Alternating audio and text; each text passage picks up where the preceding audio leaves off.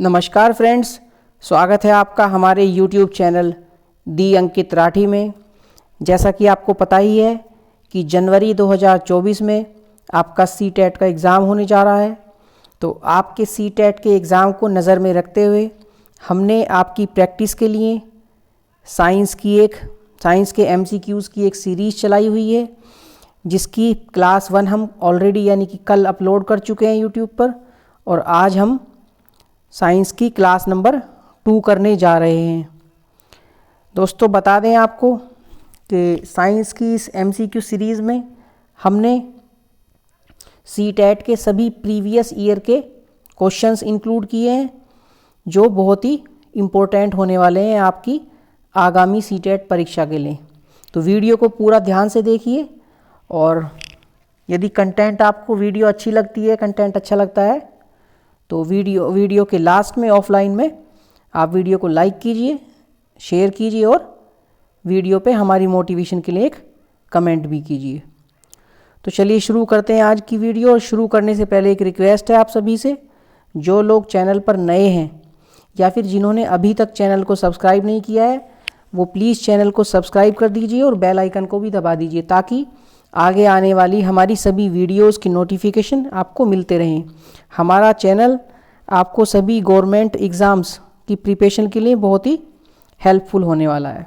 तो चलिए शुरू करते हैं आज की क्लास। और ये रहा आज की सीरीज़ का क्वेश्चन नंबर 1 स्क्रीन पर। देख लेते हैं क्या दिया गया है। निम्नांकित में से कौन सी धातु अम्ल और क्षार दोनों से अभिक्रिया करती है या करता है। ठीक है, आपको बता दें फ्रेंड्स, ऐसी धातु जो अम्ल और क्षार दोनों के साथ अभिक्रिया करती है उनको बोलते हैं उभयधर्मी ऑक्साइड कहते हैं उनको।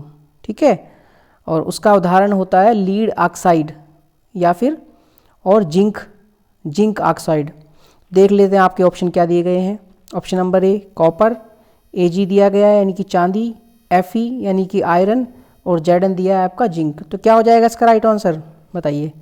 इसका राइट आंसर हो जाएगा option number D, zinc, Zn।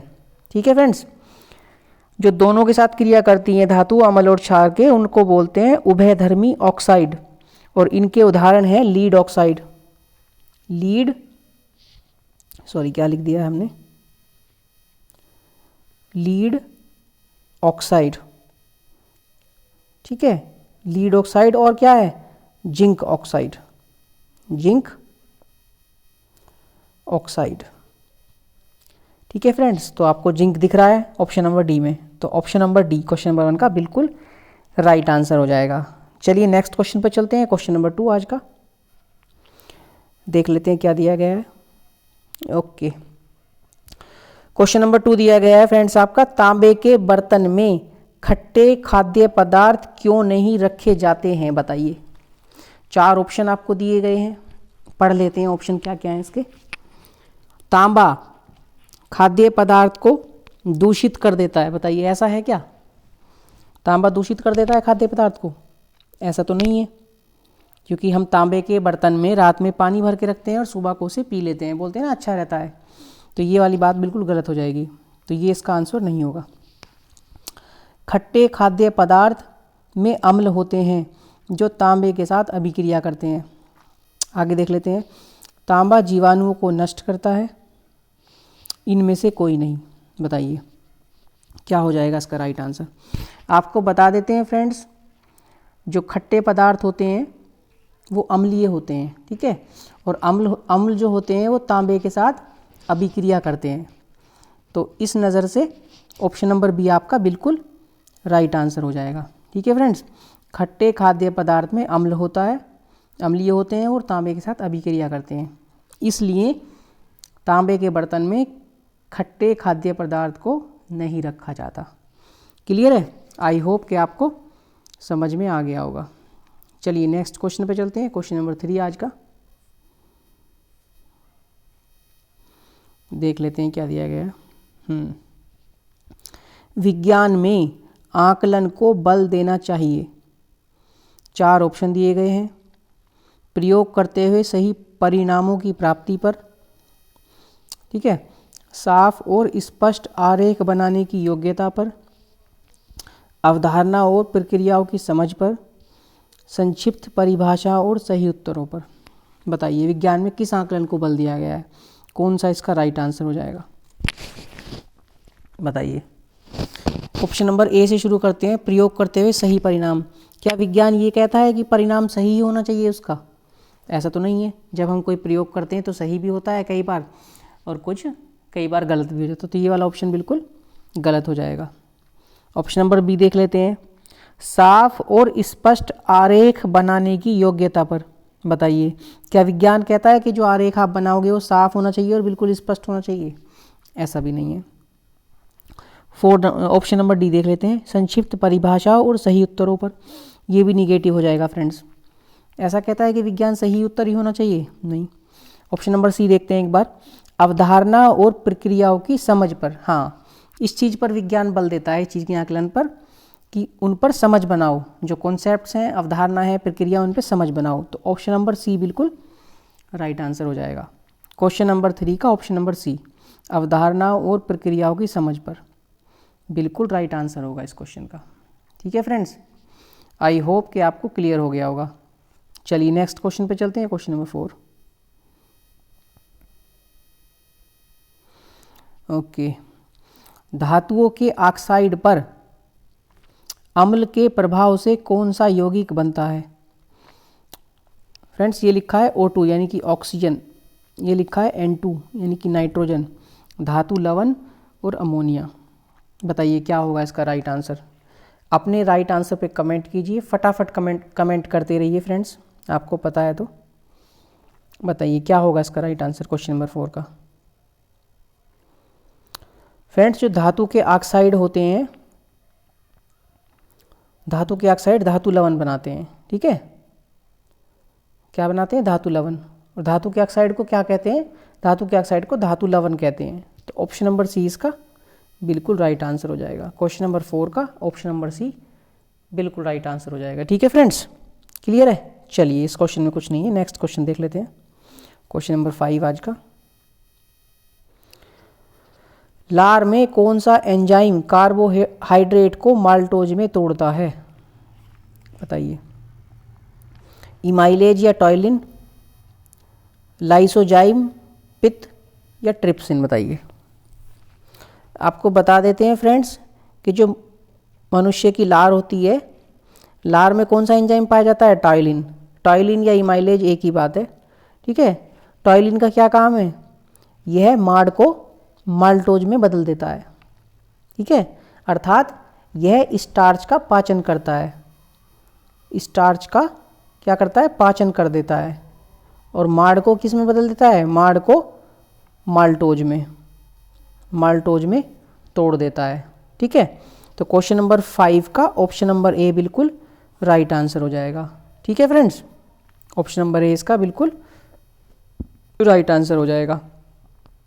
बाकी इसमें दिए गया पित्त, पित्त आपको पता है पित्त कहाँ बनता है? पित्त बनता है पित्ताशय में। ठीक है, यकृत में बनता है पित्त। और स्टोर कहाँ हो जाता है पित्त? पित्ताशय में स्टोर होता है। ठीक है, और ट्रिप्सिन क्या है? ट्रिप्सिन आपको बता दें फ्रेंड्स, जो अग्नाशय होता है हमारा, आमाशय होता है, तो आमाशय कह दो या फिर जठर ग्रंथि कह दो, उससे निकलता है आपका गैस्ट्रिक रस निकलता है। और गैस्ट्रिक रस में क्या होता है? HCl, पेप्सिन और रेनिन होते हैं। ठीक है, क्या होते हैं?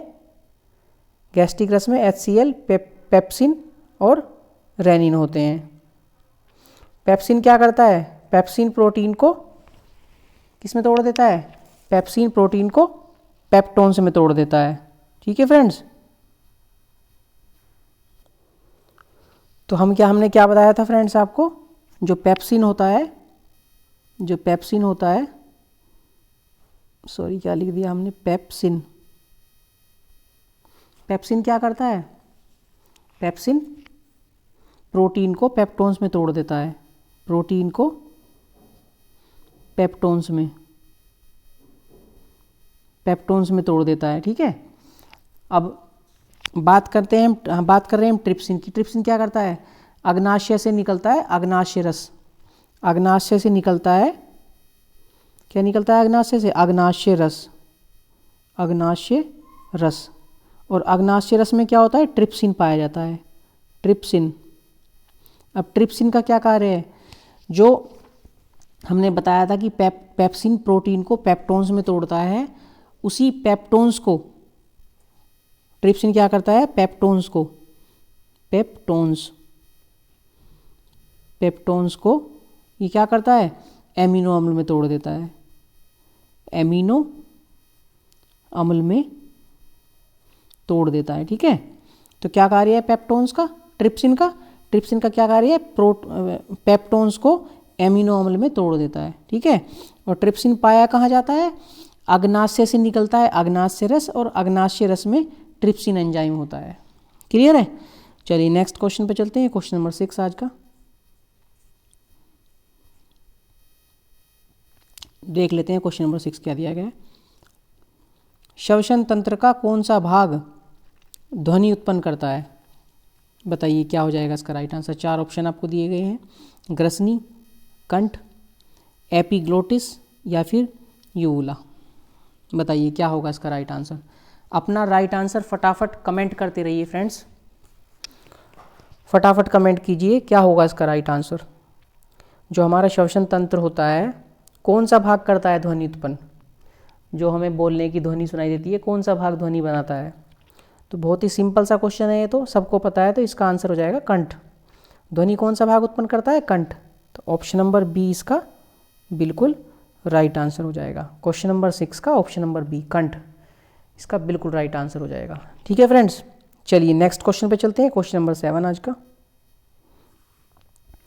देख लेते हैं क्या दिया गया है। ये भी एक बहुत ही इजी क्वेश्चन है। पीएच स्केल पर 14 क्या प्रदर्शित करता है? बताइए पीएच स्केल पर 14 क्या प्रदर्शित करता है? फ्रेंड्स हमने आपको बताया था कि ये पीएच स्केल है, ठीक है, और पीएच स्केल पे 7 का मतलब क्या होता है? उदासीन। 7 से ऊपर जाएंगे तो हो जाएगा क्षारीय, ठीक है, आगे बढ़ते जाएंगे अधिक क्षारीय होता जाएगा, और 7 से कम पे होता है अम्लीय। जैसे जैसे 7 से ज़्यादा कम होता जाएगा अधिक अम्लीय होता जाएगा। ठीक है, तो 14 का मतलब क्या हुआ? क्षारीय। क्षारीय कैसे? अधिक क्षारीय होगा, अधिक क्षारीय को दर्शाता है। ठीक है, तो ऑप्शन नंबर सी इसका बिल्कुल राइट आंसर हो जाएगा। ठीक है फ्रेंड्स, ऑप्शन नंबर सी अधिक क्षारीयता को प्रदर्शित करता है। क्लियर है? चलिए नेक्स्ट क्वेश्चन पे चलते हैं, क्वेश्चन नंबर 8 आज का। शरीर का तापमान कहाँ नियंत्रित होता है? बताइए। स्पाइनल कॉर्ड में, सेरिबेलम में, हाइपोथैलेमस में या पिट्यूटरी ग्लैंड में? फ्रेंड्स आपको बता देते हैं कि जो हमारा मस्तिष्क होता है वो 3 भागों में बांटा गया है। पहला भाग को क्या बोलते हैं? पहले भाग को बोलते हैं अग्र मस्तिष्क।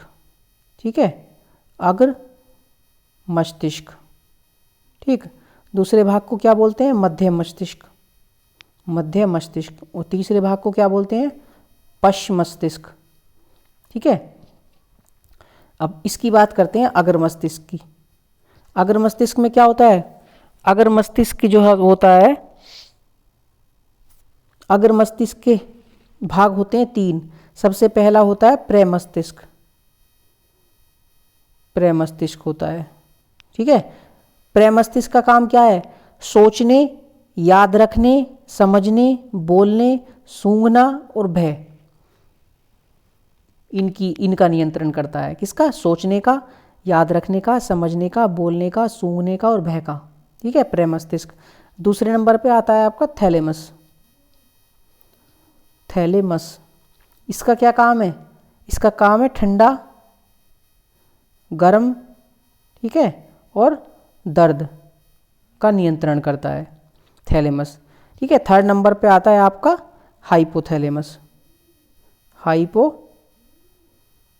हाइपोथैलेमस, इसका क्या कार्य है? इसका कार्य है, थोड़ा रब कर इरेज कर लेते हैं हाइपोथैलेमस का। इसका क्या कार्य है? भूख, ठीक है, प्यास, भूख, प्यास, प्यार, गुस्सा, ठीक है, खुशी, खुशी, ताप, और घृणा का नियंत्रण करता है। ठीक है, पसीना, पसीना भी हो जाएगा। तो क्या हो जाएगा, भूख, प्यास, ताप, प्यार, गुस्सा, खुशी, घृणा और पसीने का नियंत्रण करता है हाइपोथैलेमस। अब देखिए ऑप्शन नंबर 3 में लिखा हाइपोथैलेमस। ठीक है, तो क्वेश्चन नंबर 8 का ऑप्शन नंबर 3 बिल्कुल राइट आंसर हो जाएगा। ठीक है फ्रेंड्स, मस्तिष्क वाला चैप्टर पढ़ेंगे आप तो आपका क्लियर हो जाएगा। हमने पढ़ा रखा है मस्तिष्क वाले चैप्टर में पूरा है कौन सा जो पार्ट होता है मस्तिष्क का, किस अंग का नियामक केंद्र होता है, किस क्रिया का नियामक केंद्र होता है, नियंत्रण करता है। ठीक है, चलिए नेक्स्ट क्वेश्चन पे चलते हैं। क्वेश्चन नंबर 9 आज का, भोपाल गैस त्रासदी का मुख्य उत्तरदायी गैस है, बताइए। फ्रेंड्स बता देते हैं आपको, भोपाल गैस त्रासदी जो हुई थी 1984 में हुई थी। कहाँ पे, मध्य प्रदेश के भोपाल में। ठीक है, और हुई किस में थी ये जो त्रासदी हुई थी, यूनियन कार्बाइड इंडिया लिमिटेड एक कीटनाशक संयंत्र था। ठीक है, UCI limited, union carbide India limited एक कीटनाशक संयंत्र था। उसमें क्या हुआ था, मिथाइल आइसोसाइनेट गैस का रिसाव हो गया था, जिसमें कई हजार की संख्या में मजदूरों की डेथ हो गई थी। तो सरकारी आंकड़ों के अकॉर्डिंग लगभग 3000 के आसपास लोग उसमें मारे गए थे। ठीक है, तो इस क्वेश्चन का राइट आंसर हो जाएगा option number A, methyl isocyanate. Question number A, question number 9 का option number A, methyl isocyanate बिल्कुल राइट आंसर हो जाएगा। ठीक है फ्रेंड्स, चलिए नेक्स्ट क्वेश्चन पे चलते हैं। क्वेश्चन नंबर 10 आज का, देख लेते हैं क्या दिया गया है, थोड़ा छोटा कर लेते हैं। ठीक है, निम्नलिखित में से कौन सा एक कथन सेल्यूलोज के बारे में सही है, बताइए। सेल्यूलोज के बारे में कौन, सेल्यूलोज किससे संबंधित है, पेड़ पौधों से। ठीक है, पढ़ लेते हैं। मानव में उपस्थित सेल्यूलोज पाचक जीवाणु सेल्यूलोज को रेशों में परिवर्तित कर देते हैं। ऑप्शन नंबर बी, सेल्यूलोज आसानी से छोटे छोटे अवयवों में टूट जाता है जो रूक्षांश के रूप में निष्कासित हो जाते हैं। ठीक है, ऑप्शन नंबर सी, मानव में सेल्यूलोज पाचक एंजाइम नहीं होते। ये ऑप्शन बिल्कुल ठीक है फ्रेंड्स, ऑप्शन नंबर सी, जो सेल्यूलोज है वो मानव में नहीं पाया जाता। ठीक है, मानव में नहीं पाया जाता मतलब मानव में सेल्यूलोज पाचक एंजाइम नहीं होता। मानव के अंदर जो एंजाइम होते हैं वो सेल्यूलोज को नहीं पचा सकते। कौन पचा सकते हैं सेल्यूलोज को, जीव जो होते हैं अपने आपके पशु, पेड़ पौधे खाते हैं ना, ये पेड़ पौधे घास वगैरह खाते हैं और इजीली उसका पाचन हो जाता है। किसकी वजह से, क्योंकि उनमें ऐसे एंजाइम होते हैं जो सेल्यूलोज का पाचन कर लेते हैं। लेकिन मानव में ऐसे एंजाइम नहीं होते जो सेल्यूलोज का पाचन कर सके। तो इस यही बात लिखी है इसमें, मानव में सेल्यूलोज पाचक एंजाइम नहीं होते, इसलिए ऑप्शन नंबर सी इसका बिल्कुल राइट आंसर हो जाएगा। ठीक है फ्रेंड्स, चलिए नेक्स्ट क्वेश्चन पर चलते हैं। आज की सीरीज़ का क्वेश्चन नंबर 11। 30 क्वेश्चंस रखे हैं हमने आपकी आज की क्लास में। कल भी हमने 30 क्वेश्चंस रखे थे। 30 क्वेश्चन की सीरीज़ आपकी ये रोज़ चलती रहेगी जब तक आपका सीटेट का एग्ज़ाम होगा। ठीक है, चलिए नेक्स्ट क्वेश्चन पे चलते हैं। क्वेश्चन नंबर 11 देख लेते हैं क्या दिया गया है। फ्रेंड्स, सेशन आपको पसंद आ रहा हो, कंटेंट क्लास आपको पसंद आ रही है तो प्लीज़ क्लास को एक बार लाइक कर दीजिए और अपने दोस्तों में भी शेयर कर दीजिए ताकि इसका बेनिफिट आपके दोस्तों को भी मिल सके। और अभी तक किसी ने चैनल को सब्सक्राइब नहीं किया है तो प्लीज़ चैनल को सब्सक्राइब कर दीजिए। चलिए देख लेते हैं क्वेश्चन नंबर 11। अधात्विक ऑक्साइड को कहते हैं, बताइए। अम्लीय ऑक्साइड बोलते हैं, भाष्मीय ऑक्साइड बोलते हैं, एम्फोटेरिक ऑक्साइड बोलते हैं, ये पेरोक्साइड बोलते हैं, बताइए क्या होते हैं अधात्विक ऑक्साइड। अधात्विक ऑक्साइड होते हैं अम्लीय। ठीक है, तो अम्लीय ऑक्साइड उनको कहते हैं। तो option number A, question number 11 का बिल्कुल राइट आंसर हो जाएगा। क्वेश्चन नंबर 11 का ऑप्शन ए। ठीक है, चलिए नेक्स्ट क्वेश्चन पे चलते हैं। क्वेश्चन नंबर 12 आज का,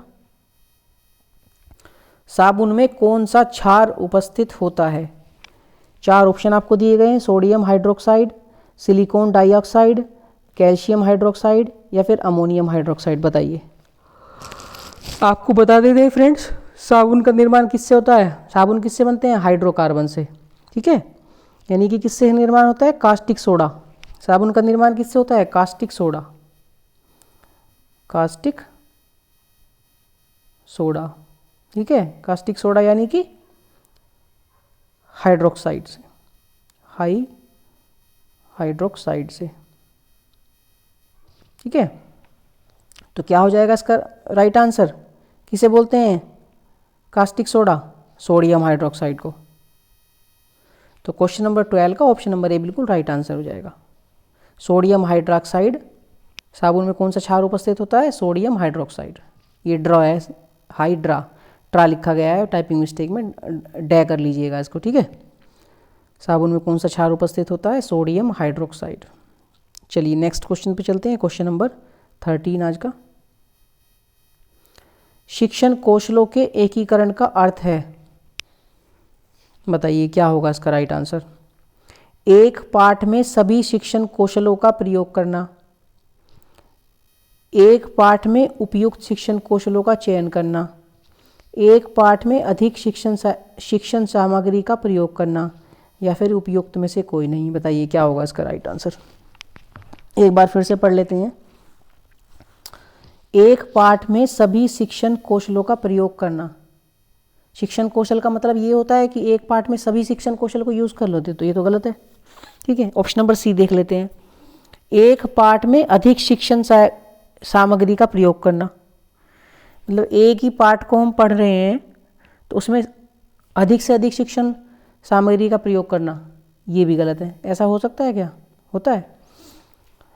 अब बी ऑप्शन पढ़ते हैं ध्यान से। एक पाठ में उपयुक्त, आप वर्ड पकड़िए उपयुक्त, यानी जो सबसे सूटेबल हो, शिक्षण कौशलों का चयन करना, तो ये बिल्कुल इसका राइट आंसर हो जाएगा। यही आपको वर्ड पकड़ने हैं इस तरह से, पॉजिटिव वर्ड्स, ठीक है। जो पेडागोजी का क्वेश्चन होगा वो आपको इसी तरह से करना है। क्लियर है फ्रेंड्स? उसमें आप पॉजिटिव वर्ड पकड़ेंगे और निगेटिव वर्ड जिसमें भी होगा, जैसे केवल वर्ड है, निगेटिव वर्ड है, इस तरह का वर्ड जिसमें भी होगा उसको देखते ही आप काट देंगे, एलिमिनेट कर देंगे, ठीक है फ्रेंड्स। चलिए नेक्स्ट क्वेश्चन पे चलते हैं, क्वेश्चन नंबर 14 देख लेते हैं क्या दिया गया है क्वेश्चन नंबर 14 में। थोड़ा छोटा कर लेते हैं फ्रेंड्स। हाँ, मैं अपना एक कान स्टील की रेल की पटरी पर रखता हूँ, ठीक है, ठीक है। मैं आने वाली ट्रेन की ध्वनि वायु की तुलना में रेल की पटरी द्वारा शीघ्र सुन लेता हूँ। तो जो कोई ट्रेन आने वाली है और उसकी जो ध्वनि है, मतलब हवा की अपेक्षा, वायु की अपेक्षा जो पटरी है उस पर पहले सुन लेता हूँ, ये बात सही है। आपको पता है ना जो ध्वनि की चाल होती है, ठोस, द्रव तथा गैस। ठोस में सबसे पहले सबसे अधिक चाल होती है, उससे कम द्रव में होगी और उससे कम गैस में होगी। सुना है ना आपने? अब देखिए नेक्स्ट पॉइंट पढ़ते हैं इसका। वायु की तुलना में ध्वनि स्टील में अधिक चाल से गमन करती है, बिल्कुल सही बात है, ठीक है। गैसों की तुलना में ध्वनि ठोसों में अधिक चाल से गमन करती है, बिल्कुल सही बात है।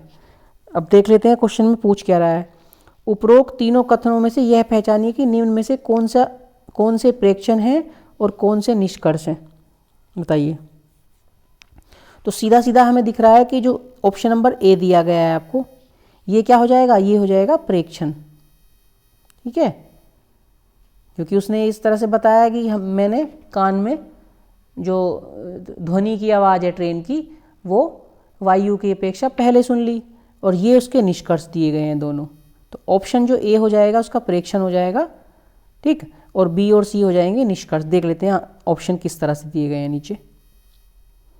देखिए ऑप्शन नंबर बी पर लिखा है ए प्रेक्षण है तथा बी और सी निष्कर्ष हैं, तो इसका आंसर हो जाएगा ऑप्शन नंबर बी, बिल्कुल राइट आंसर हो जाएगा क्वेश्चन नंबर 14 का, ऑप्शन नंबर बी, ठीक है फ्रेंड्स। इसी तरह से आपको क्लिक करना है। चलिए नेक्स्ट क्वेश्चन पे चलते हैं, क्वेश्चन नंबर 15।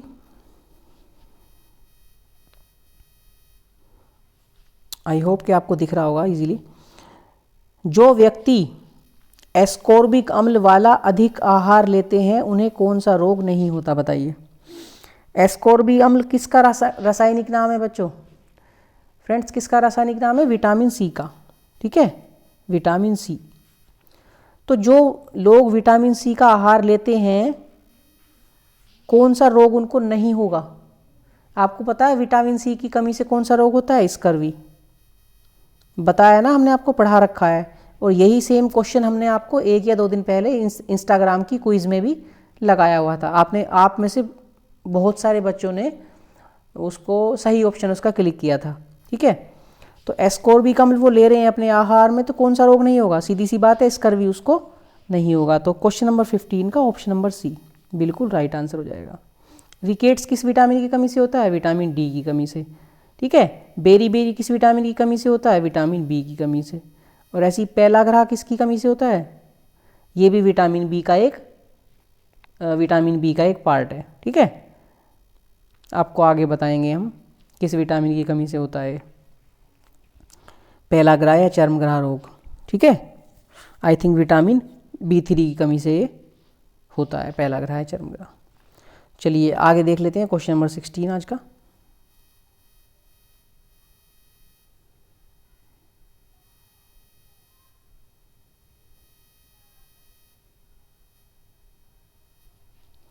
थोड़ा सा बड़ा कर लेते हैं फ्रेंड्स। हाँ अभी ठीक है।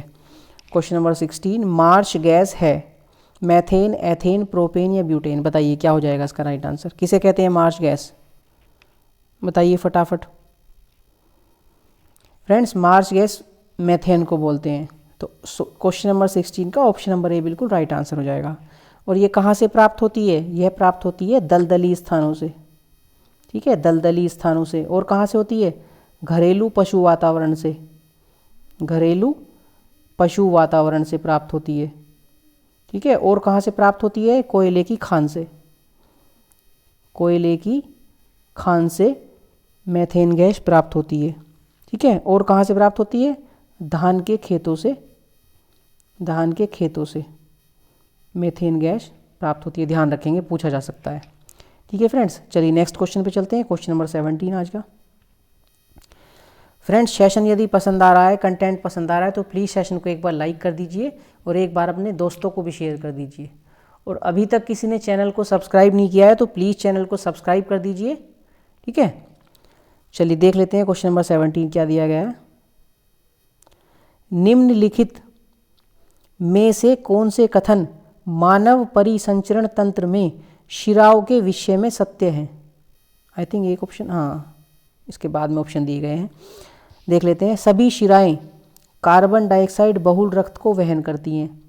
शिराओं की दीवारें पतली होती हैं, ये बात बिल्कुल ठीक है। शिराएं रक्त को विभिन्न अंगों से हृदय की ओर ले जाती हैं, ये भी बिल्कुल ठीक है। शिराएं क्या करती हैं? ब्लड को अंगों से हृदय की ओर ले जाती हैं, यानी कि बी और सी इसके बिल्कुल ठीक है। देख लेते हैं ऑप्शन किस तरह से दिए हुए हैं।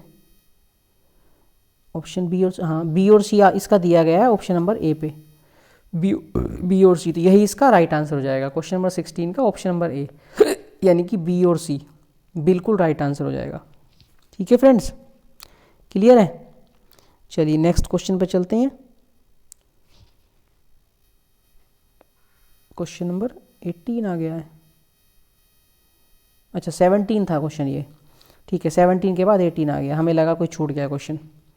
हमारे मुख में विभिन्न प्रकार के दांतों का आगे से पीछे की ओर क्रम है। बताइए कौन सा राइट हो जाएगा। तब तक आपको बता देते हैं, इस तरह से हमारे दांत होते हैं। ठीक है, इस तरह से होते हैं ना।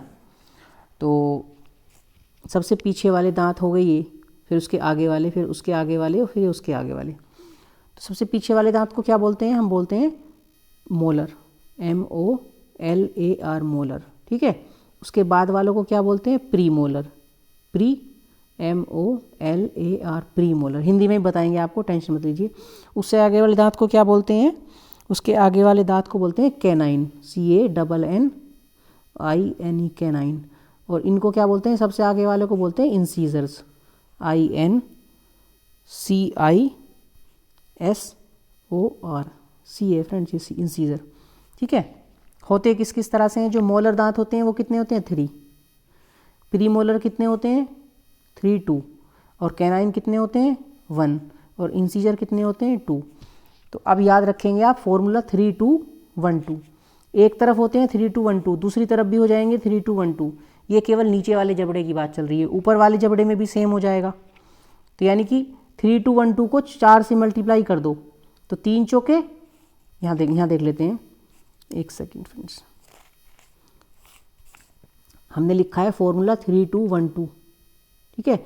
इसको पूरे को 4 से मल्टीप्लाई कर दो, 3 की 4 से गुना करेंगे तो 12 हो जाएगा, 2 की 4 से मल्टीप्लाई करेंगे तो 8, 1 की 4 से मल्टीप्लाई करेंगे तो 4 और 2 की 4 से मल्टीप्लाई करेंगे तो 8।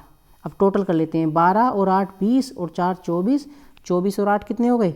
32 दांत होते हैं हमारे मुंह में, ठीक है। याद रखेंगे फॉर्मूला 3212, ठीक है। इस तरह से जबड़ा होता है। 3 कहाँ से शुरू होते हैं? यहाँ से, 20 से नहीं लेंगे हम, यहाँ से शुरू करेंगे 3212, ठीक है। अब हिंदी में भी आपको नाम बता देते हैं। हमने ऐसे बनाया था ना, ये पीछे वाला दांत हमने बताया था आपको मोलर, हिंदी में उसको बोलते हैं, क्या बोलते हैं? हिंदी में बोलते हैं उसको चर्वनक, ठीक है। उसके बाद हमने बताया था आपको प्रीमोलर, ठीक है। प्रीमोलर को बोलते हैं अग्र चर्वनक, ठीक है। उसके बाद हमने आपको ये वाला बताया था क्या? कैनाइन, कैनाइन बताया था ना, मोलर, प्रीमोलर, कैनाइन। कैनाइन को बोलते हैं रदनक, क्लियर है। और सबसे आगे वाले दांत को बताया था हमने, क्या बताया था? सबसे आगे वाले दांत को बताया था हमने इंसीजर, आई लिख दिया हमने, तो इंसीजर को क्या बोलते हैं? कृंतक, कृंतक, ठीक है। यहाँ हल्का सा रे लगेगा, तो ऑप्शन नंबर ए इसका बिल्कुल राइट आंसर हो जाएगा, ठीक है। इसने बोल रखा है आगे से पीछे की ओर क्रम बताना है, तो सबसे आगे कृंतक, फिर रदनक, फिर अग्रचवर्णक, फिर चवर्णक। तो ऑप्शन नंबर ए 18 का बिल्कुल राइट आंसर हो जाएगा, ठीक है फ्रेंड्स। चलिए नेक्स्ट क्वेश्चन पे चलते हैं, क्वेश्चन नंबर 19। आज के बाद अब दांत के बारे में स्ट्रक्चर नहीं भूलेंगे कभी भी। क्वेश्चन नंबर 19, नीचे कुछ खाद्य पदार्थ दिए गए हैं, उबले और पिसे हुए आलू, ठीक है, उबले और चबाए हुए चावल, रोटी ब्रेड का टुकड़ा, चीनी शर्करा का घोल, नारियल का तेल आयोडीन के साथ परीक्षण करने पर, ठीक है। पूछा क्या, ये भी देख लेते हैं एक बार नीचे। उपरोक्त में से कौन नीला काला रंग प्रदान करेंगे?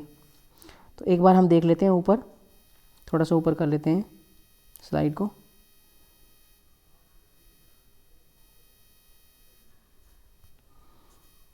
एक सेकेंड, ये क्या हो गया इसमें? ठीक है। तो फ्रेंड्स आपने देखा होगा कि आपने आलू को बॉईल किया है, ठीक है, और बॉईल करने के बाद आपने रख दिया है, तो कुछ देर बाद क्या होता है, उसका रंग चेंज हो जाएगा। वो कैसा हो जाएगा? नीला काला हो जाएगा। हो जाता है कि नहीं हो जाता? सेम चीज़ आपने देखा होगा चावल के साथ ऐसा नहीं होता है। तो ये वाला ऑप्शन ठीक है, ऑप्शन नंबर ए। रोटी यानी कि ब्रेड का टुकड़ा आप रख देंगे तो कुछ टाइम बाद उस पर कुछ समय बाद फंगस लग जाती है, तो कुछ काला काला नीला नीला वो दिखने लगता है, ठीक है। ब्लू कलर भी दिखने लगता है उसमें और ब्लैक भी, तो यानी कि ये वाला पॉइंट भी बिल्कुल ठीक है, ठीक है।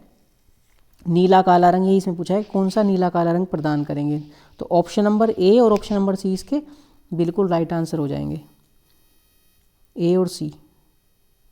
तो ये इसका सी ऑप्शन बिल्कुल ठीक हो जाएगा, यानी कि फर्स्ट और थर्ड ये नीला काला रंग प्रदान करेंगे, ब्रेड और उबले हुए आलू, ठीक है फ्रेंड्स।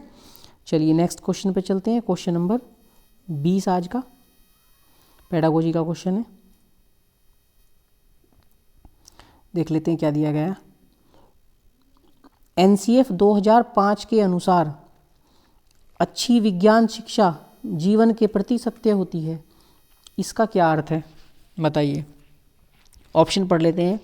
विज्ञान बालक को अर्थपूर्ण ढंग से व्यक्त करने में सक्षम हो, विज्ञान बालक को वैज्ञानिक ज्ञान अर्जित करने की प्रक्रियाओं को सीखने लायक बनाए, विज्ञान आसान जीवन व्यतीत करने में सहायक हो, या फिर विज्ञान बालक का कार्य दुनिया में प्रवेश हेतु तैयार करे। बताइए कौन सा ऑप्शन इसका राइट होगा एनसीएफ के अकॉर्डिंग। बताइए कौन सा इसका ऑप्शन बिल्कुल राइट हो जाएगा, बताइए, कमेंट कीजिए फटाफट। ऑप्शन नंबर ए देख लेते हैं फ्रेंड्स। विज्ञान बालक को अर्थपूर्ण ढंग से व्यक्त करने में सक्षम हो, बताइए। अर्थपूर्ण होना जरूरी है हर चीज़ के लिए, ऐसा विज्ञान कहता है। सेकंड वाला पॉइंट, ये पॉइंट काट देंगे। विज्ञान बालक को वैज्ञानिक ज्ञान अर्जित करने की प्रक्रिया को सीखने लायक बनाए, विज्ञान ये कहता है कि केवल वैज्ञानिक ज्ञान उसको प्राप्त हो, ठीक है, वैज्ञानिक ज्ञान प्राप्त करने और प्रक्रिया को सीखने लायक बनाए, तो ये भी गलत हो जाएगा। विज्ञान आसान जीवन व्यतीत करने में सहायक हो, क्या ये पॉइंट भी लग रहा है आपको? ठीक है, ये भी गलत हो जाएगा। अब डी पॉइंट को ध्यान से पढ़ते हैं। विज्ञान क्या करता है? बालक को कार्य की दुनिया में प्रवेश करने हेतु तैयार करता है। उसको, बच्चे को क्या करेगा? बच्चे को बोझ नहीं डालना है बच्चे के ऊपर, उसको तैयार करना है, रेडी करना है, ठीक है। तो ये वाला पॉइंट सबसे उपयुक्त होगा, ठीक है। तो क्वेश्चन नंबर बी का ऑप्शन नंबर डी बिल्कुल राइट आंसर हो जाएगा। क्लियर है? चलिए नेक्स्ट क्वेश्चन पे चलते हैं। क्वेश्चन नंबर 21 देख लेते हैं क्या दिया गया है। थोड़ा सा बड़ा कर लेते हैं फ्रेंड्स, अभी ठीक है। विज्ञान के मूल्यांकन में सतत एवं समग्र मूल्यांकन का क्या अर्थ है? बताइए। सतत एवं समग्र, इसका अर्थ होता है लगातार और पूरा मूल्यांकन होना चाहिए बच्चे का विज्ञान के मूल्यांकन में। तो देखते हैं ऑप्शन किस तरह से दिए गए हैं। अधिक आवर्ती जांच, विज्ञान कहता है कि अधिक आवर्ती जांच करो, उसकी परीक्षा करो, तो देख के ही काट देंगे इसको, ठीक है। लास्ट वाला पॉइंट पढ़ते हैं। अंतिम एवं रचनात्मक मूल्यांकन, रचनात्मक तो ठीक है, लेकिन अंतिम केवल लास्ट में मूल्यांकन करना है, ये भी गलत हो जाएगा क्योंकि इसमें बोल रखा है सतत। अब देख लेते हैं ऑप्शन नंबर सी। विज्ञान के सभी पहलुओं का मूल्यांकन, जितने भी पहलू हैं, जो सभी चीज़ें, उन सभी का मूल्यांकन होना चाहिए, इसमें केवल ये लिखा है, तो ये भी गलत हो जाएगा, सभी पहलुओं का मूल्यांकन होना। ऑप्शन बी पढ़ लेते हैं। अधिगम के आकलन हेतु, जो सीखा है बच्चे ने उसका आकलन करने के लिए क्या करना है? सामान्य गतिविधि और अभ्यास, बच्चे को प्रैक्टिस करानी है और सामान्य नॉर्मल एक्टिविटीज़ करानी है, तो ये बिल्कुल राइट आंसर हो जाएगा। इससे क्या होगा? बच्चे का मूल्यांकन भी हो जाएगा कंटिन्यू, लगातार उसने क्या सीखा है, कुछ सीखा, उसका मूल्यांकन हो गया एक्टिविटी और प्रैक्टिस कराने से, ठीक है। इस तरह से लास्ट तक जाके उसका पूरा मूल्यांकन भी हो जाएगा और बच्चे के ऊपर कोई किसी तरह का बोझ भी नहीं होगा, ठीक है। तो क्वेश्चन नंबर 21 का ऑप्शन नंबर बी बिल्कुल राइट आंसर हो जाएगा। क्लियर है फ्रेंड्स? चलिए नेक्स्ट क्वेश्चन पे चलते हैं। क्वेश्चन नंबर 22 देख लेते हैं क्या दिया गया है। हाँ, हस्तसिद्ध क्रियाकलाप और परियोजनाएं विज्ञान सीखने के अभिन्न अंग हैं, ठीक है। इन अधिगम अनुभवों का मुख्य उद्देश्य, मतलब कहने का ये है कि हाथ से कुछ क्रियाकलाप करते हैं और कुछ परियोजनाएं विज्ञान सीखने के लिए, ये क्या है? ये अभिन्न अंग होते हैं। किसका? अधिगम, सीखने का। तो इन अधिगम अनुभवों का क्या उद्देश्य होता है? प्रायोगिक कौशल पर छात्रों का मूल्यांकन, जो प्रैक्टिकल चीज़ कराते हैं उन पर जो है छात्रों का मूल्यांकन करना, या छात्रों को हर समय व्यस्त करना। ये वाला पॉइंट तो एकदम काट देंगे, छात्रों को व्यस्त करने के लिए थोड़ा ना कराया जाता है ऐसा काम। प्रयोगशाला में अनुशासन बनाए रखना, इसको भी काट देंगे। प्रयोगशाला में अनुशासन बनाने के लिए ये कराते हैं हस्तशिल्प क्रियाकलाप और परियोजनाएं। डी पॉइंट देखते हैं। विस्तारित अधिगम के लिए छात्रों को अवसर प्रदान करना। फ्रेंड ध्यान से देखेंगे, अवसर वर्ड पॉजिटिव है, इसको पकड़ लेंगे। छात्रों को विस्तारित, ज़्यादा से ज़्यादा सिखाने के लिए उनको अवसर देना, उनको अवसर प्रदान करना, ठीक है, चांस देना। तो ये वाला बिल्कुल राइट आंसर हो जाएगा, ऑप्शन नंबर डी, इसको भी काट देंगे, ठीक है। इस तरह से आपको पिक करना है। इस तरह के क्वेश्चन बहुत आएंगे इसमें आपके पेपर में, और आपको उन पे समझ बनानी है। आप किस तरह से उन पे समझ बनाते हैं वही आपको एग्ज़ाम में जीत दिलाएगा, ठीक है फ्रेंड्स। आप इस तरह के क्वेश्चन गलत कर देंगे तो आपका बहुत नुकसान हो जाएगा। तो बहुत ध्यान से पढ़ना है, पॉजिटिव वर्ड को आपको पकड़ना है, क्या पॉजिटिव वर्ड हैं और क्या आपके निगेटिव वर्ड हैं। चलिए एक दिन आपकी क्लास बना देंगे पॉजिटिव वर्ड और निगेटिव वर्ड से रिलेटेड, अलग से एक दिन क्लास बना देंगे, आप उसको देख लीजिएगा सभी। चलिए नेक्स्ट क्वेश्चन पे चलते हैं। क्वेश्चन नंबर 23 आज का। मानव के लिंग गुणसूत्र कौन है? बताइए। XY हैं, या फिर XX हैं, या फिर A या B दोनों हैं, या फिर इनमें से कोई नहीं? बताइए।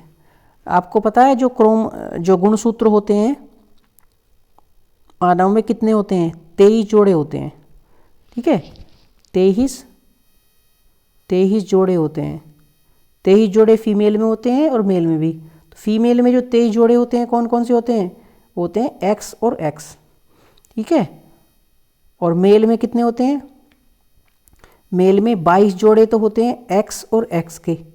ठीक है, और एक जोड़ा होता है एक्स और वाई का।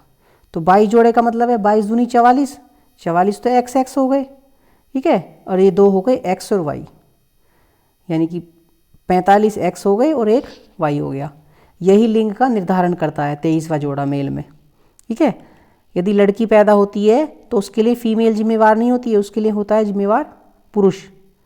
लेकिन पुरानी जो रूढ़िवादी गांव वगैरह में चल रहा है कि यदि किसी महिला को लड़की पैदा हुई है तो दोष महिला को दिया जाता है कि ये तो लड़की पैदा करती है, लड़का पैदा नहीं हुआ। ऐसा सोचते हैं लोग, है ना, जबकि ऐसा नहीं है। लड़की यदि पैदा होती है तो उसके लिए पुरुष जिम्मेवार है, महिला कोई जिम्मेवार नहीं होती। ठीक है, एज पर साइंस जिम्मेवार है पुरुष, ये मेरा मतलब नहीं है, मतलब जो क्रोमोसोम जो गुणसूत्र होते हैं उसके अकॉर्डिंग। ठीक है, तो मानव के लिंग गुणसूत्र कौन से हैं? मानव मतलब मानव में दोनों आ जाते हैं, मेल और फीमेल। तो ऑप्शन नंबर सी इसका बिल्कुल राइट आंसर हो जाएगा। ठीक है, पुरुष नहीं कहा है, मानव कहा है। तो एक्स एक्स भी होते हैं और एक्स वाई भी होते हैं। ठीक है, चलिए नेक्स्ट क्वेश्चन पे चलते हैं। क्वेश्चन नंबर 24, इसी से रिलेटेड क्वेश्चन है, वो भी देख लेते हैं। अगर किसी व्यक्ति में लिंग गुणसूत्र एक्स वाई उपस्थित हैं तो उस व्यक्ति का लिंग क्या होगा? बताइए। अभी तो हमने आपको क्लियर किया कि जो फीमेल होती है, फीमेल में कितने जोड़े होते हैं? 23 जोड़े होते हैं। कौन से के? एक्स एक्स के। ठीक है, और मेल में 22 जोड़े होते हैं एक्स एक्स के, और एक जोड़ा किसका होता है? एक्स वाई का। ठीक है, तो क्या हो जाएगा इसका आंसर? एक्स वाई किस में पाया जाएगा? मेल में, यानी कि पुरुष इसका राइट आंसर हो जाएगा। क्वेश्चन नंबर 24 का ऑप्शन नंबर भी बिल्कुल राइट आंसर हो जाएगा। ठीक है फ्रेंड्स, क्लियर है? चलिए नेक्स्ट क्वेश्चन पे चलते हैं। क्वेश्चन नंबर 25,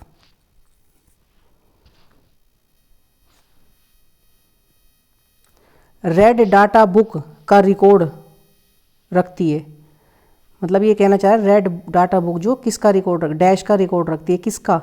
विलुप्त प्रजाति जो हो गई है उनका रखती है, वनस्पति का रखती है, पशु वर्ग का रखती है, या फिर संकटापन्न प्रजातियों का रखती है? बताइए किसका रखती है?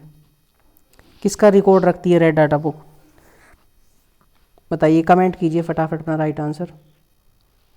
आपको बता देते हैं फ्रेंड्स, जो रेड डाटा बुक है वो किसके द्वारा इशू की जाती है? वो की जाती है IUCN के द्वारा इशू कराई जाती है।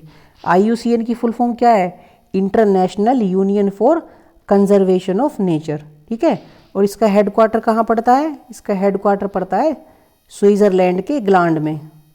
ठीक है, ग्लैंड स्विट्जरलैंड। और इसकी स्थापना कब हुई थी? इसकी स्थापना हुई थी, इस्टेब्लिश कब हुई थी इसकी स्थापना? 5 अक्टूबर 1948 को। कहाँ पे? ये हुई थी फोंटेन फ्रांस में।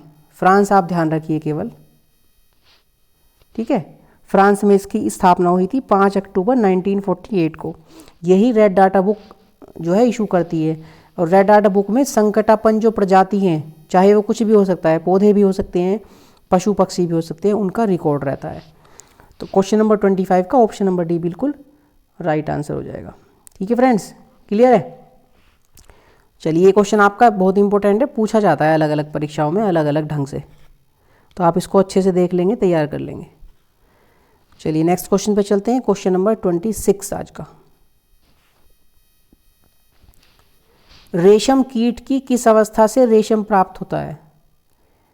फ्रेंड्स, हमें जो रेशम प्राप्त होता है, जैसे रेशम के कपड़े वगैरह ये बनते हैं, तो किससे प्राप्त होता है? कौन सी अवस्था होती है? क्या अंडे से प्राप्त होता है?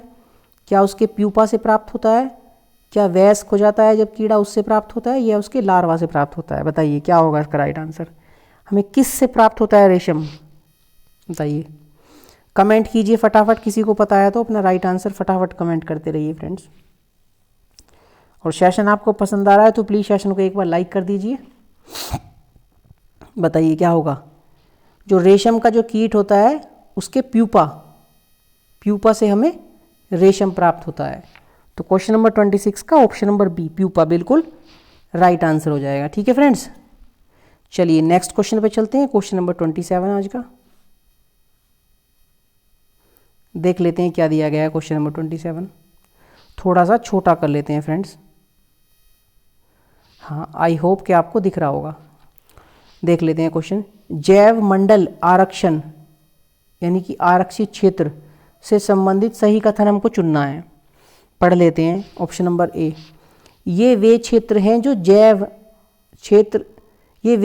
जो क्षेत्र की जैव विविधता और संस्कृति को बनाए रखने में सहायक होते हैं।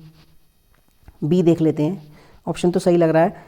ये वे सुरक्षित क्षेत्र हैं जिन्हें वन्य जीवन से मुक्त आवास और प्राकृतिक संपदा के उपयोग के लिए आरक्षित किया गया है। वन्य जीवन के मुक्त आवास और प्राकृतिक संपदा के लिए उपयोग के लिए आरक्षित किया गया है। थर्ड ऑप्शन देख लेते हैं। ये वे सुरक्षित क्षेत्र हैं जो केवल, फ्रेंड देखिए यहाँ लिखा है केवल, इस तरह के ऑप्शन को एकदम काट देंगे, निगेटिव वर्ड है। केवल विशेष क्षेत्रीय स्पीशीज के संरक्षित के लिए बनाए गए हैं, काट देंगे इसको। ऑप्शन नंबर डी देख लेते हैं। ये वे क्षेत्र हैं जो केवल, इसमें भी केवल लिखा है, पादप और जंतुओं के संरक्षण के लिए बनाए गए हैं, ये भी कट जाएगा, ये भी इसका आंसर नहीं होगा। अब ऑप्शन नंबर ए और बी देखते हैं कौन सा ज़्यादा सही लग रहा है आपको ऑप्शन। ये वे क्षेत्र हैं जो क्षेत्र की जैव विविधता यानी कि बायोडाइवर्सिटी और संस्कृति को बनाए रखने में सहायक होती हैं, बिल्कुल ठीक हो जाएगा। क्वेश्चन नंबर 27 का ऑप्शन नंबर ए बिल्कुल राइट आंसर हो जाएगा फ्रेंड्स। ठीक है, जैव मंडल के लिए सही कथन लिखा है, ये जैव विविधता यानी कि बायोडाइवर्सिटी और संस्कृति को बनाए रखते हैं। सर्वाधिक बायोडाइवर्सिटी जैव विविधता कहाँ पाई जाती है? भूमध्य रेखा पर पाई जाती है फ्रेंड्स। ठीक है, भूमध्य रेखा पर। चलिए नेक्स्ट क्वेश्चन पे चलते हैं। क्वेश्चन नंबर 28 देख लेते हैं क्या दिया गया है। थोड़ा सा छोटा कर लेते हैं इसको, एक ही पेज में आ जाएगा। आई होप कि आपको दिख रहा होगा।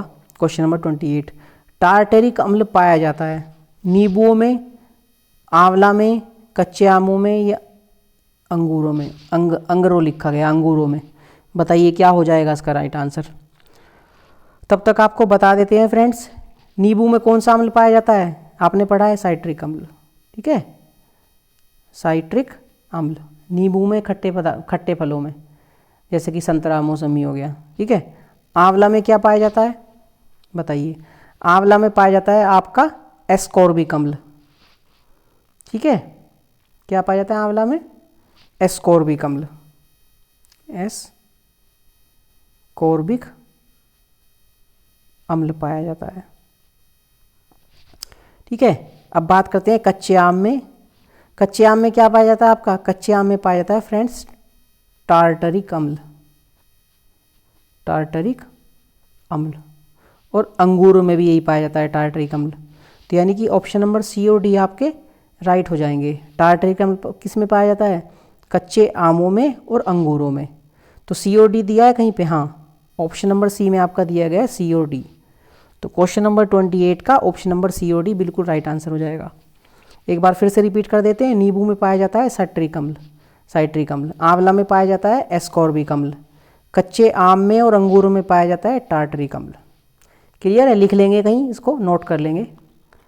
चलिए नेक्स्ट क्वेश्चन पे चलते हैं। क्वेश्चन नंबर 29 जो कि आज की सीरीज़ का सेकंड लास्ट क्वेश्चन होगा फ्रेंड्स। थोड़ा सा बड़ा कर लेते हैं।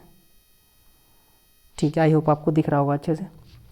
देख लेते हैं क्वेश्चन नंबर 29। निम्नलिखित में से सही कथन पहचानिए।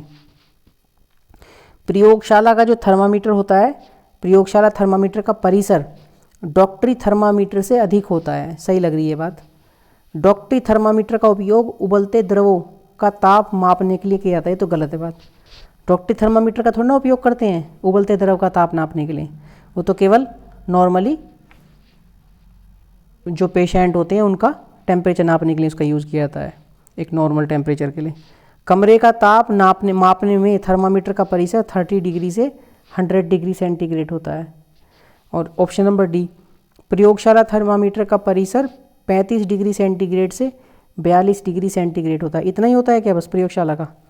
प्रयोगशाला का जो वो होता है थर्मामीटर उसका ज़्यादा होता है। ठीक है, तो यानी कि ऑप्शन नंबर डी आपका गलत है और ऑप्शन नंबर सी भी आपका गलत हो जाएगा।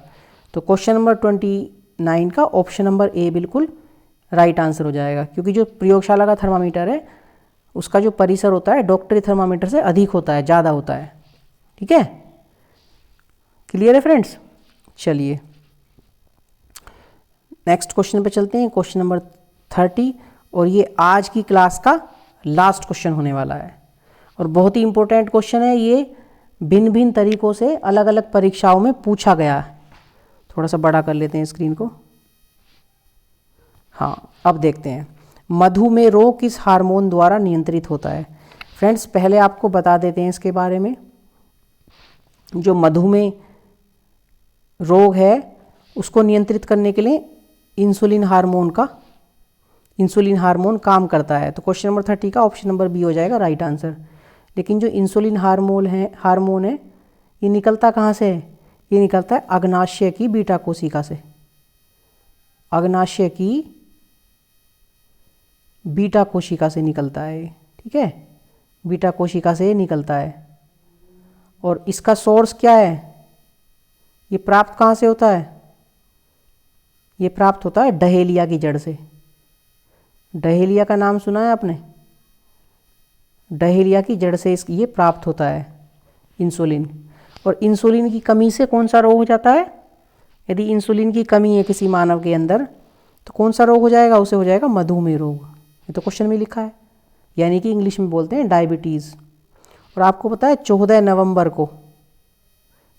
नवंबर को विश्व मधुमेह दिवस, वर्ल्ड डायबिटीज के रूप में मनाया जाता है। ठीक है, तो याद रखेंगे अग्नाशय की बीटा कोशिकाओं से निकलता है। इसकी कमी से मधुमेह रोग हो जाता है। इसका जो सोर्स है, स्रोत है, डहेलिया की जड़ है। और 14 नवंबर को विश्व मधुमेह दिवस मनाया जाता है। ठीक है फ्रेंड्स, इतनी बात इसके बारे में ध्यान रखनी है और वो डेप्थ में पढ़ना है आपको। तो आप बायोलॉजी की क्लास, साइंस की बायोलॉजी सेक्शन की क्लास आप ले लेंगे, वहाँ से आपको इसके बारे में और डिटेल से बताया गया है। ठीक है फ्रेंड्स। हाँ, एक चीज़ और बता देते हैं, जो इंसुलिन होता है, इंसुलिन में जस्ता धातु जिंक, Zn यानी कि जस्ता धातु, ये क्वेश्चन भी कई बार पूछा गया है। जस्ता धातु, ठीक है, जस्ता धातु होती है इंसुलिन के अंदर। और ये होता क्या है इंसुलिन? ये एक प्रकार का पेप्टाइड है या फिर एक प्रकार की ये प्रोटीन श्रृंखला है। क्या है इंसुलिन? एक प्रकार का पेप्टाइड है। पेप्टाइड या फिर प्रोटीन श्रृंखला होती है। ठीक है, जो कि डहेलिया की जड़ से प्राप्त होती है। इसकी कमी से मधुमेह रोग हो जाता है। 14 नवंबर को विश्व मधुमेह दिवस मनाते हैं और ये अग्नाशय की बीटा कोशिकाओं से निकलता है। क्लियर है? तो फ्रेंड्स, ये था आज का सेशन और उम्मीद करते हैं कि आपको ये पसंद आया होगा। और सेशन यदि आपको पसंद आया है तो प्लीज़ सेशन को लाइक कर दीजिए और अपने दोस्तों में भी, जहाँ भी आपके पास जो भी ग्रुप्स हैं, व्हाट्सअप, फेसबुक, इंस्टाग्राम, इसको शेयर कर दीजिए। ठीक है, ताकि इनका बेनिफिट आपके दोस्तों को भी मिल सके। और यदि आपको कंटेंट पसंद आया है तो एक ऑफलाइन में हमारे लिए मोटिवेशन के लिए एक कमेंट ज़रूर कीजिएगा। वीडियो से रिलेटेड आपको कंटेंट, क्लास कैसी लगी। ठीक है, पॉजिटिव निगेटिव जो भी है आप कमेंट कर सकते हैं, कोई प्रॉब्लम नहीं है। ठीक, और अभी तक किसी ने चैनल को सब्सक्राइब नहीं किया है तो प्लीज़ चैनल को सब्सक्राइब कर दीजिए और बेल आइकन को भी दबा दीजिए, ताकि हमारी कोई भी वीडियो आएगी तो आपका उसका नोटिफिकेशन सबसे पहले आपको मिलेगा। वीडियो देखने के लिए थैंक्स। ठीक है, ये हमारा चैनल है दी अंकित राठी के नाम से, आप सब्सक्राइब कर लीजिएगा। और इंस्टाग्राम आईडी है हमारी अंकित राठी के नाम से, आप सर्च करेंगे तो यूट्यूब पे आप देख रहे हैं और इंस्टाग्राम आप सर्च करते हैं तो दोनों पे एक ही डीपी आपको सेम दिखाई देगी, ताकि आपको सर्च करने में दिक्कत ना हो, इसलिए हमने सेम ही डीपी लगाई हुई है। और टेलीग्राम चैनल है हमारा दी_अंकित_राठी। टेलीग्राम पे भी आप ज्वाइन कर सकते हैं। टेलीग्राम पे भी आपको टाइम टू टाइम वीडियोस, इनके नोटिफिकेशन, PDF वगैरह मिलती रहती है। ठीक है, तो इसी के साथ विदा लेते हैं। मिलते हैं कल फिर एक नई वीडियो में। तब तक आप लोग अपना ध्यान रखिए। ठीक है, मस्त रहिए, स्वस्थ रहिए। Bye bye, take care, thank you.